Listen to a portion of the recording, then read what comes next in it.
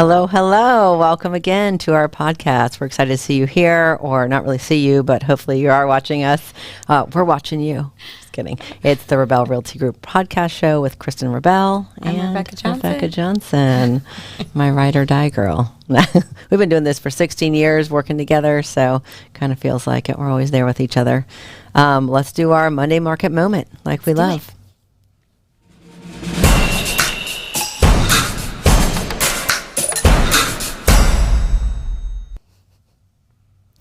Happy Monday. All right, let's take a look at the numbers for the state of Florida and the markets that we're serving. So for Alachua, as of the month of June, which is already halfway. Now we're halfway there, right? Halfway through, which is crazy. I know, it's so fast. Since June 1st, there are 177 residential homes that have come on the market and are still available. In that time, 229 have gone pending and 204 have closed so far and counting. So if you're in the Alachua market, it is definitely still a hot market, definitely seeing things move.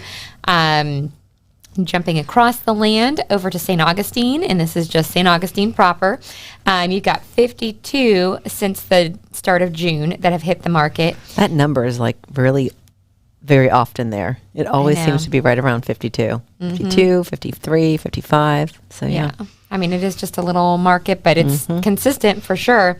17 pendings since June 1st and 16 closed since June 1st. I bet we see a huge uptick in their closed. And remember, we're just in St. Augustine and St. Augustine Beach, not all of the other beaches down the stretch. Yeah. So we really focus on a small little area. There in that area. So, and then down in Ocala, in our Ocala market, you've got 167 that have come on since June 1st that are still active, 354 pending since June 1st. So that's pretty a crazy market. Yeah. With all of the manufacturing opening up there, you know, they have less active than Alachua County. And when we say Ocala, we're really looking at all of Marion County. We should probably switch these titles up, but mostly Ocala and Marion County proper. Only 167, yet the pending is 354 versus our 229. So a lot more sales there right now. And again, I think it's the manufacturing companies that are coming in there and people are moving there.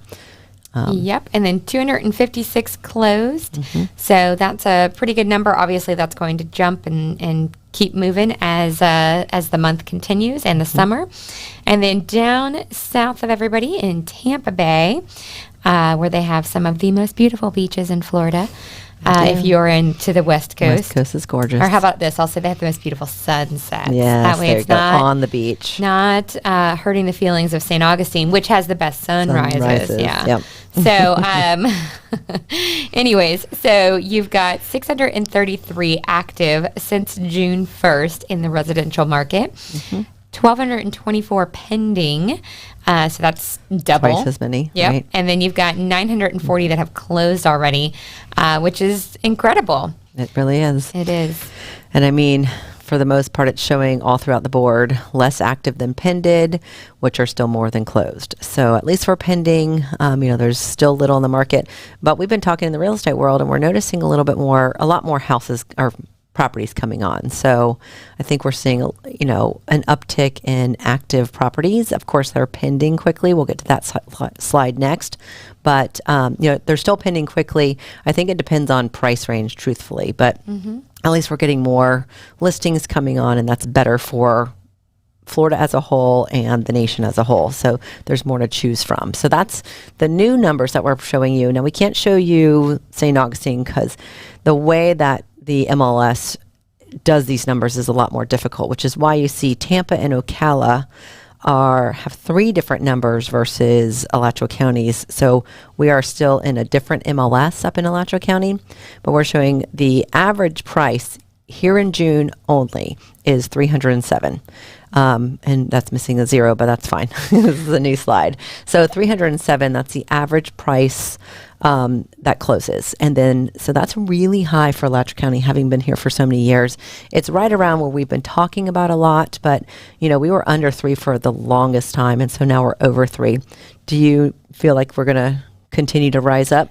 I do think we're going to keep going up for the time being. Right. So we're reading a lot about there's not really a bubble. This is just how the market's going to continue to go. I think it'll be offset with inflation and sure. So when you're an investor or flipper, you're really waiting for the numbers to drop down, but it doesn't look like that's in a near horizon at all. So investors and flippers, go ahead and have at it now. These are your prices. This is where you have to be at. So flipping, it's great if you can find something because you can make great money in this type of market. It's just finding those things, and usually it's little gems hidden elsewhere. And then flippers really do actually help us with bringing more properties on the market, and they've had lots of cosmetic work, some, major work to it. So, new properties on there. So, we do have to thank the flippers for bringing us inventory. The attached, that's for us, that's actually condos and townhouses in our area. We separated by that. So 138, 250. And then look at that. Average days on the market in Alachua County is 7. I do feel like people start to panic if it's been 2 hours and they haven't received 30 offers. So I do understand. So you want to go over Tampa and Ocala? Sure. So in Ocala, we'll start with Ocala. The average price for a condo or attached style home, or actually I guess they have townhouses. Yes, yep. They have two different ways that they 100. I've never even seen a condo in Ocala. I'm not even gonna lie. I mean, it is less than the ones in Alachua County. Yeah. So 113,000 essentially. So that's very affordable. But like I said, I've shown in Ocala, and as I think about it, I have never shown an attached property there. Usually it's acreage. Right. So single family homes, you're running just under 250 at 248, 343. And then townhomes, 162,000 roughly. So that's really interesting. If you I would say if you bring those numbers together, you're going to come up, right around the attached homes of Alachua County. Yeah, that's true. Actually, I'm not great with math, but that's what it looks like to me. That's right. For those of you that don't know the difference, condos are you don't actually own the space underneath it or the land. Or they could be multi-story, just so there's a little bit of... They could also be townhomes, but they're classified as condos, and that's when you don't own the land.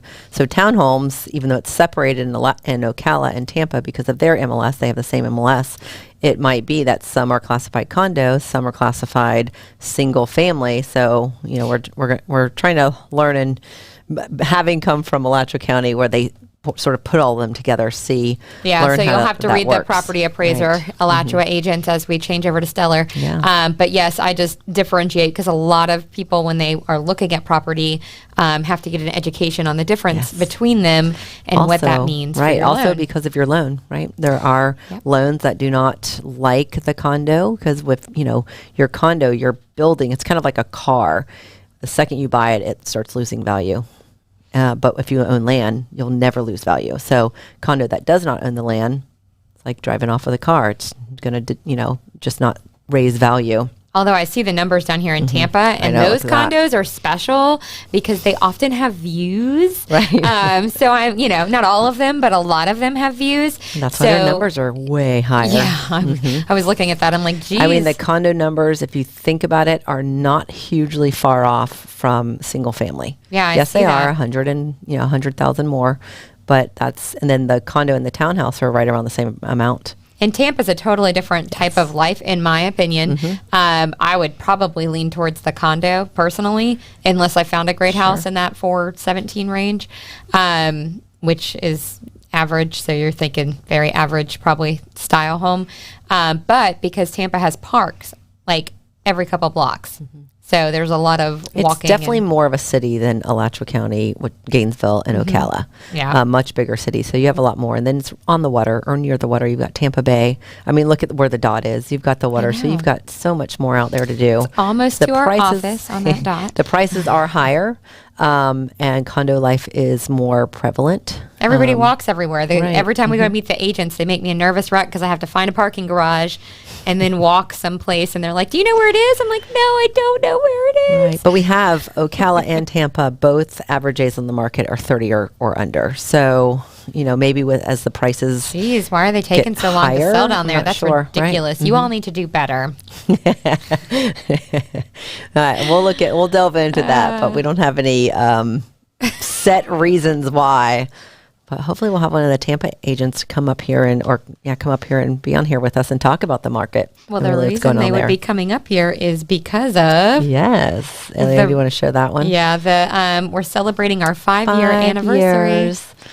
We're getting out of the toddler stages. Yep, we're finally preschoolers. So on June 29th from 5 to 8 for our past customers, friends, family, current customers, Boxcar Beer and Wine Garden at Depot Park. And we're hosting it. That's a Tuesday, just so you know, and it is Taco Tuesday. Oh, yeah. So there'll be a full taco bar and all kinds of fun things. I know the other days, man, they're slacking out there. 30 days are ridiculous. We just saw Duffy's remarks. So I know. I remember when the days on the market were, and you're sitting in front of them, no, I need a year-long listing because the average days on the market is 6 months, 185 days. It's slowly gone down, but 7 days is kind of insane. Yeah. And I mean, even 30 days is wild. It is. It really is. It immediately makes people think there's something wrong with the house. I mean, people are coming into Gainesville. We did beat out Tampa for favorite, Florida city. I know, they were by like 3 2 down points. For us. Yeah. 38 and 40. But, Gainesville does have a top-notch health facility, Shands as we call it. Thanks, Hannah. Yep. Our 5 years. We're excited. Can't wait for this event. Yes, it'll be hot, but it'll be in the nice. Their a little venue building. is beautiful. Yeah, it's a really pretty venue. So you can be outside, inside. We'll have lots of fans and. Yep, they have fans all there. They have beautiful ice, lights, drinks. Yep, cold beverages, or other beverages there. So we hope that you can join us, and our Tampa girls and guys will be here. So at least most of them are coming, if not all. So we'll get to see them as well, and our Gainesville agents. And so we'll be excited to see you all if you would like to come. You're invited if you're watching this podcast. Very good. Thanks, George. All right. All right. So what's coming up? I mean, we are in the middle of Pride Month. So we have our fun little Love is Love, one for the girls, one for the boys coming up. But just want to remind everybody, celebrating Pride. And then it looks like there was a community meeting this weekend that we've missed, but there's a Pride prom for everybody, and that includes everybody in the community if you want to come and support. So Saturday, June 26th from 7 to 10 at the Bo Diddley Plaza. And I think we talked about last time about its Pride Week, or Pride Month, sorry. And Gainesville wasn't really putting a lot on. I mean, Tampa was crazy. Gainesville tends to celebrate in October there, don't they? They do. There's a Pride Fest in October as well, because we always make fun during football season when somebody's like LSU is making fun of us, and they're about having the banners up, and we make fun back at them. So we brought this for you. We have the banner up for you. It's football talk, guys. Sorry, but it is nationally Pride Month, so I think our bigger events are in October for Gainesville, because this is nice that they have something. Well, usually they'll have something like this, but it does seem like it's a little less. And like Tampa was already starting in May, and they already put on their huge Pride event in May. So usually in Gainesville, we'll do another parade and a little event down at Bo Diddley in October. So I guess they chill it out for this time of month so they can go everywhere else to all the big cities. Well, everybody knows that Gainesville's empty this time of year anyway. Right. All the students are gone. So that's probably why it is. They're here for, school and football, so they'd rather celebrate at them. That is our busier time of year. Yes, it is. September it starts. All right. And then really today's super rainy in Gainesville. And so a reminder of the hurricane season. And it started this month. I think we talked about it before. But what do you do to prep yourself for the hurricane season? I know, we're Floridians, right? I only get we scared get if that some one margarita guy shows up. mixes and a lot of wine, maybe a bottle of water. But of course, when the hurricane's coming, it always seems like Gainesville is one that panics. And we're not even on a coastline. So we're out of gas and out of water. Out of wood. Within, and with our rentals, because we have the property management division, I love it when they call us and they're like the renters and they're like, are we going to put up wood panels all over our windows? And we're like, no. I mean, yes, we will get wind. Not for a category 1. Rain. That was my favorite. I'm it's category 1. We usually don't even get category 1s. That's really rare. We usually get tropical storms. Yeah. So we have lots of flooding in Gainesville. And usually, catastrophic. Stock the bar. Yes, 100%. That's what we do. Stock the bar. But we'll have sinkholes open up, usually more so in, areas where there's lots of land. Hopefully in those retention areas, that's what they're created for in Florida. But other than that, hurricanes don't really hit us. So if you are a Florida native, then you know not to worry here, right? In Gainesville, we don't have to worry so much, but you do want to get, some, once they start coming in, like right now, it's really basically just a tropical storm at this point, or not even. But you'll want to get some sandbags, and Alachua County will tell you where to go pick them up. They'll let you pick them up for free. That's really nice. We'll sometimes try to keep them, and if you are in a flood zone or near a flood zone, you can put that at your front door, your back door. You do want to refreshen your batteries, and I did do that. And I did buy some water. There are some areas that need generators, and usually those are out if there's big storms coming. So if you don't have a generator and you're in an area in the outskirts, I'd probably say get a generator.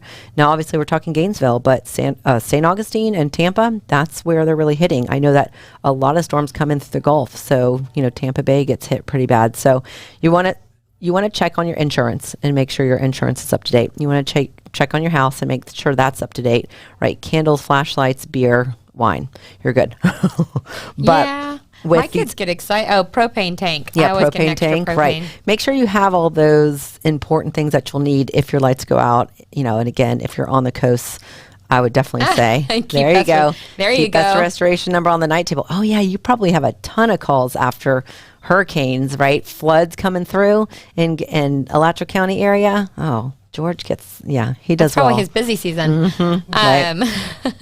My kids enjoy when it's hurricane season and the power goes out. They think it feels like camping. Right. Only in the comfort of our house. Yeah, but if it lasts for like 5 or 6 days. Then that was brutal. That was High Irma. Springs life. Yeah. Oh, I know. And the power went out. I think it was 5 to 6 days. And that was fun the first day or two. And then I was really ready for a shower that wasn't cold. So, yeah. So we'll be talking a lot about hurricane season as it goes along. Is hurricane bread a thing? Or beard. Maybe it's a beard. Beard? Bread? Yeah, beard maybe. Did I read it wrong? Sorry, I did read it wrong. Probably. Yeah, you can have a hurricane beard. I don't know what hurricane bread is. Is it okay if I have one? I'm just joking. That's a different beard. But we'll talk about this more as we actually, get into the season, because it lasts all the way until November. I know. Lucky us. So, yay, that's the Florida thing. At least we don't have tornadoes or earthquakes or like fires. Knock on wood. We have little tornadoes, but not like the Midwest. No. Tell her to I'm stop. not worried. I'm not worried about that. Mother Nature's not going to get us with that. Mother Nature, Kristen Rabell lives in Hale Plantation. I'll be fine. Just keep it over in that area. There's just usually hail there, and then maybe I can get a new roof. Just kidding. Just kidding, insurance. It's a classic insurance case of fraud. Anyways. Buys bread when a hurricane is coming. I don't know why they buy bread. That's when I make my real food out on the grill. I feel like a pioneer woman. Too funny. Well, other than hurricanes, barbecue season's coming up. That's because we're all on summer vacation, and you use your propane then, but everybody starts barbecuing. You've got July 4th next month, so prepping everything. So it's really funny to me when we have to have these safety tips, but we do have a great blog about this. Let's hear it. So clean your barbecue or grill, regularly, maybe your smoker. Why? Because that grease and that char buildup will either ruin your grill or cause a fire. And I don't know how many homes you have sold where they have that grill up against the wall outside on the porch, and it's usually the hardy board, and that hardy board is charred up. So I didn't know that grills had a grease trap until recently. Oh, so tell me about this. I was cooking, and brown stuff was underneath the grill, and I'm like, what is this? And it was full, and so I had to clean it. I actually did all that in St. Augustine this past week. Yeah. People using that, not cleaning it up. Yeah, apparently. But anyway, so I cleaned it. It was no big deal. It was gross to me, but you also don't want that leftover food sitting there. That's kind of nasty. Yeah. Well, anyways, I didn't know it was there, but I did clean it, and I always clean the grill, the grate part, with lemon and onion. Okay. So, but yeah, wire brush. And dish soap. Does soap, it yeah. like burn off? Like, not to sound like a You just complete want to idiot, like wash it off. like- You don't leave the dish soap on there. Let's see. Check your gas grill for leaks. Use a solution Definitely. of half dish soap and half water and rub it on the hoses and connections and see if it bubbles, if bubbles form. Ooh. So we change out our gas all the time in the tanks and we flip them. But I guess the connections, and if you're connected to your gas on your home, you know, if you're not, if you don't have a tank, this is a really good thing to do. I have not done this yet, but yes, I've never done this. You know, we buy in 39 years. We buy, I guess you could say, right, the cheaper grills. We don't have like the egg or the big expensive ones. We're looking into getting gas, that. But yeah. Right, but you just Susan. No, you don't. You're such an idiot. You do not. That's my house, and we do not have that. I'm coming over to look. She's Susan. teasing, but you know, if you're don't, I guess we like throw our grill out every 3-4 years. Oh, okay. You know, so. I just have a Weber. I don't know if that's a good one or not. Yeah, it looks cute to me. All right, let's see. What's the third one? Keep your barbecue at least 10 feet from your house. Yeah, I can't say we do that. You don't do that either. Your screen porch is not 10 feet from your house. That would be out in the middle of the yard. So we do have it in the porch. But yeah, just keep the grease out. Never use charcoal or propane inside. That's a good one. This is the one I kind of laughed at when I looked at it. This means that many people have done that. It's kind of like when you fry a turkey and then they start saying, do not fry this in your house. It's the same concept. Who does that? Don't do any of this stuff. Fire hazards, light candles in your house, and that's about it. Don't do any of this other stuff. If you have a fireplace, that's fine. Anywhere else, don't use charcoal or propane grills or turkey smokers or fryers. Yeah. So there we go. We're going to take a break. We've gone over. We need to take a break. We'll see you in a few. Thank you. Looking for your next shopping trip to Gainesville? We have a few places to recommend. Starting with Butler Plaza. This shopping center has been a hub for shopping in North Central Florida for over 35 years. You can find everything you need for your busy life, all conveniently located in one place. Next, we have Celebration Point. From relaxing outside in the beautiful promenade to shopping for the perfect outfit, the number of things to do at Celebration Point is nearly unlimited. If you find yourself on the west side of town, Tioga Town Center is a must visit. With premier shopping and dining, there's lots to experience. Tioga Town Center has regular events such as Movies on the Square and Summer Concert Series that invites families and guests of all ages to enjoy local outdoor entertainment at the beautiful covered amphitheater. Lastly, Hale Village Center has a vibrant shopping environment where you can experience great food, local shopping, and one of the best farmers markets in town.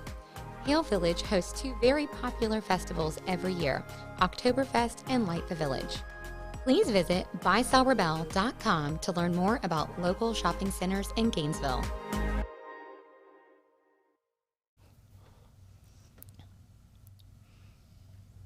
You can welcome us. Welcome back.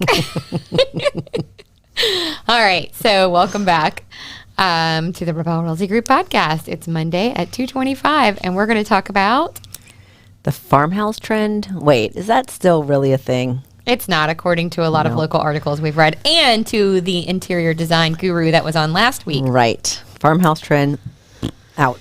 Why is it out? Well, shiplap. That is getting just to be a little overkill with a lot of people.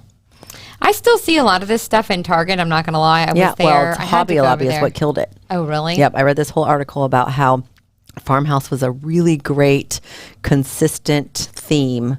And then Joanna Gaines and, Chip Gaines, they kind of brought it to mainstream. Yes, Walmart, Target, but mainly Hobby Lobby. So everybody's wanting to do shiplap everything, but really it's all of the decor, the tchotchkes of the farmhouse. So if your house already has this kind of look to it, it's great to continue. That has not died. It's the new homes that are being built with a farmhouse trend because they're new homes, they're not farmhouses. So you have an actual farmhouse, stay with this theme. It works perfectly, but it doesn't work perfect on the newer homes.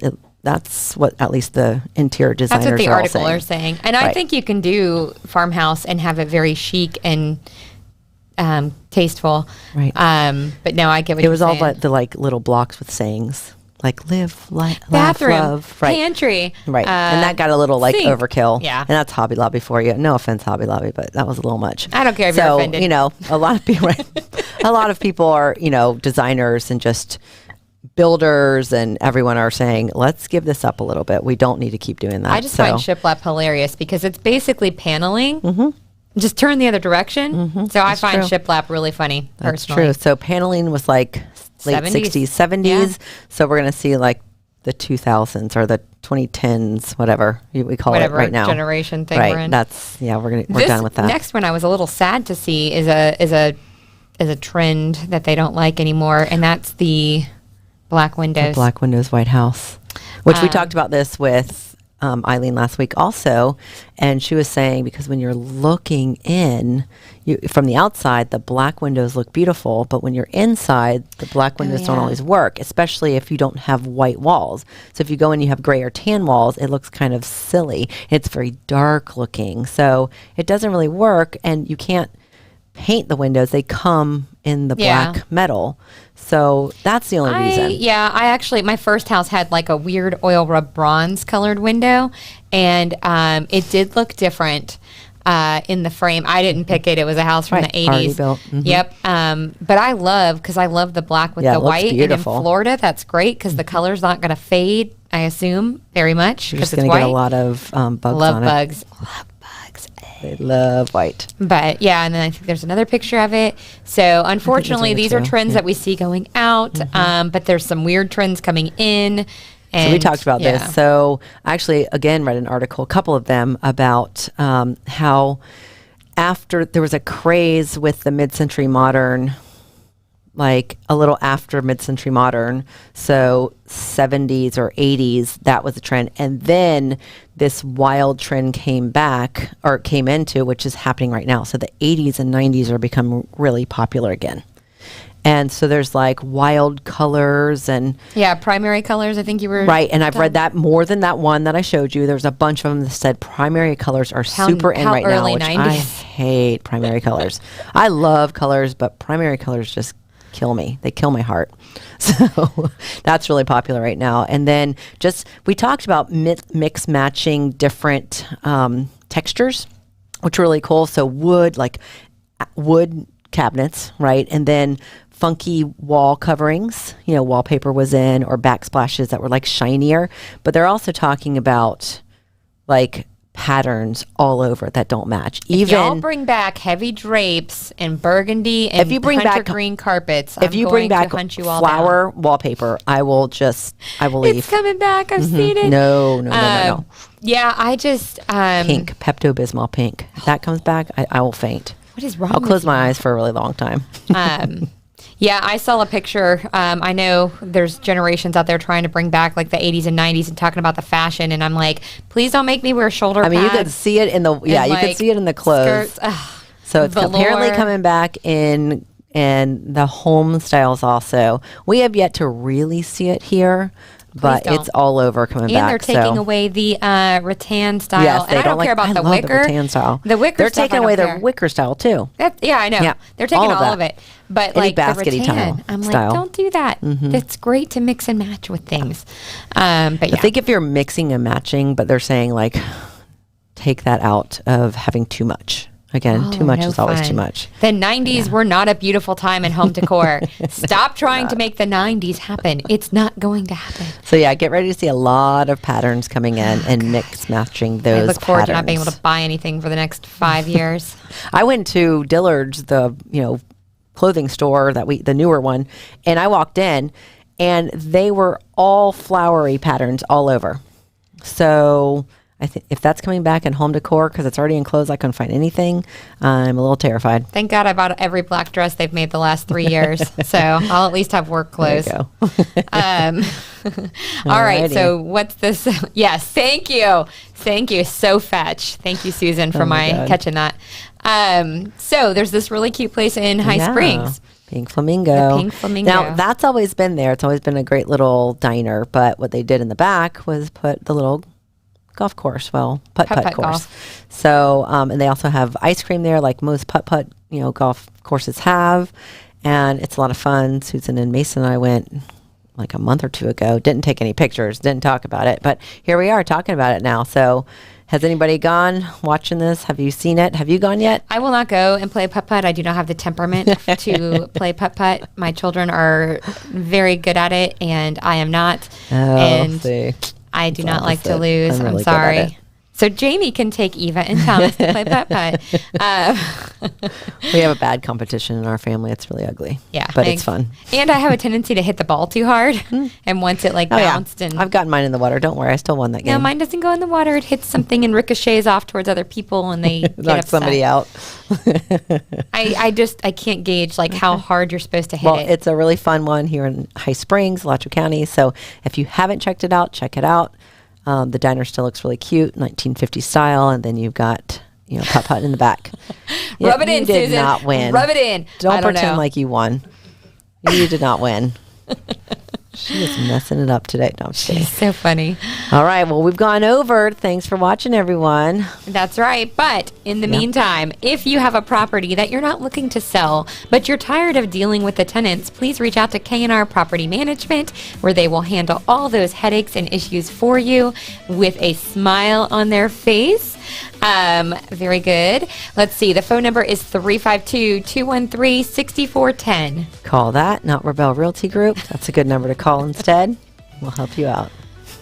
And if you're looking to get into real estate or maybe change your real estate career, don't forget you can join our team, or you can at least email us and get some more information. Join at buysellrebell.com.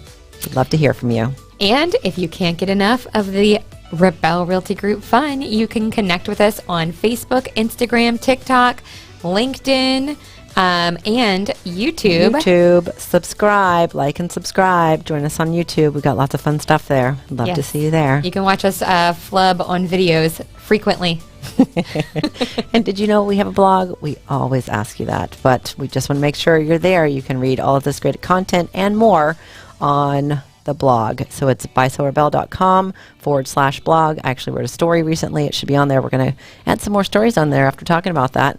That was real really estate good. has some great stories. I might even tell it in the next podcast. I like it. Also, if you want a podcast, what do you do, Rebecca? You call the Fiesta Media Group, and you can reach them at 352-327-5089. But what do you do before you call them? You come and you're on our podcast. Come and be a guest speaker on our podcast. See how easy it is. See how fast it goes and how often we go over our 30 minutes. And enjoy it, love it. Then you call the Fiesta Media. Or you could just And start sign your while own. you're here. He'll prepare the contract Yeah. for you. We'll It's fine. get it. We're ready. We'll get it set up for you. All right, everybody. Have a great rest of your day and week, and we'll see you Thanks here for next joining. week. We'll see you next week. Bye.